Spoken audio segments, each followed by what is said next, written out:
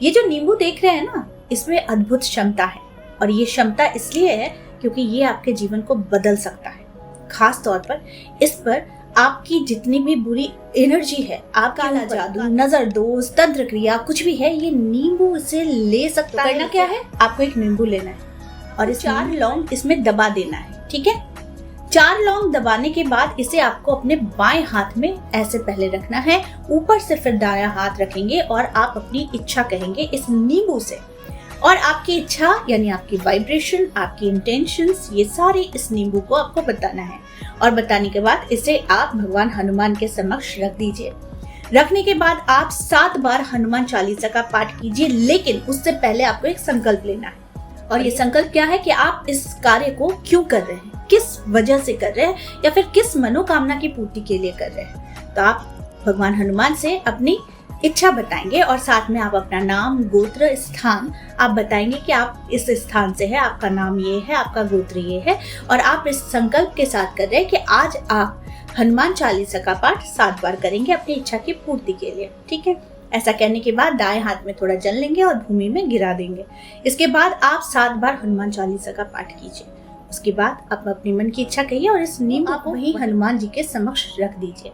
आप इस नींबू को संध्या के समय में किसी पीपल वृक्ष के नीचे भी जाकर रख दे सकते हैं या फिर किसी मंदिर में भी आप जाकर रख दे सकते हैं।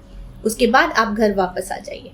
ये कार्य आपको शनि अमावस्या के दिन करनी है, यानी सुबह करनी है। ठीक है, दूसरा उपाय जो नींबू के साथ आपको करना है कि नींबू को आपको एक माला बनानी है और इसे किसी भी काली टेम्पल में जाकर आपको ये माला ये चढ़ा देना है। ये नींबू की माला जब आप माँ काली को चढ़ाते हैं तो याद रखिए आप सबसे बड़ा पुण्य का काम कर रहे हैं, क्योंकि ये सारी दुख दरिद्रता को दूर करने में सक्षम हो जाती है और इससे देवी काफी प्रसन्न होती है। तो इस दिन खास तौर पर एक नींबू की माला खुद बनाए, नहीं तो अगर मार्केट में मिलता है तो आप वो ले लें और ये किसी देवी टेम्पल यानी कि माँ काली के टेम्पल में जाकर आप इस नींबू की माला को जरूर चढ़ाइए।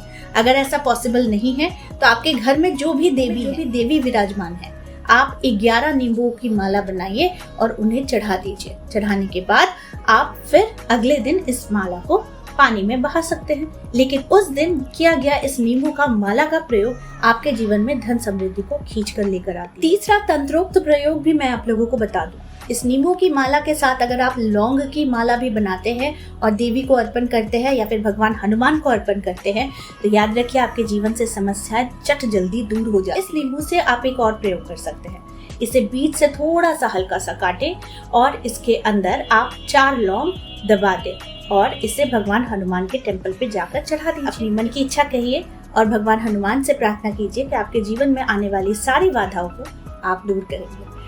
इस नींबू का प्रयोग बहुत ही ज्यादा चमत्कारी है और साथ में मैं आपको ये भी कह सकती हूँ कि अगर आप किसी इंटरव्यू में भी जाते हैं तो ये एक छोटा सा प्रयोग जरूर कीजिएगा नींबू का, कि आप इसमें 4 लौंग दबा लें, पिन की मदद से दबा लें और इसे अपने पॉकेट में लेकर जाए, साथ में लेकर जाए। इंटरव्यू खत्म हो, आप जब घर वापस आए तो इसे रास्ते में ही गिरा दें।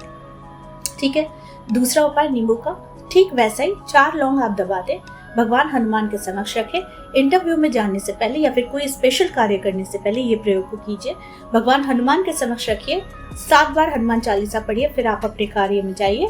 कार्य से वापस आइए तो इसे 7 दिनों तक भगवान हनुमान के चरणों में ही रहने दीजिए। जैसे ही आपका 7 दिन कंप्लीट होता है, इसे पानी में बहाइए और फिर सेम प्रोसेस कीजिए।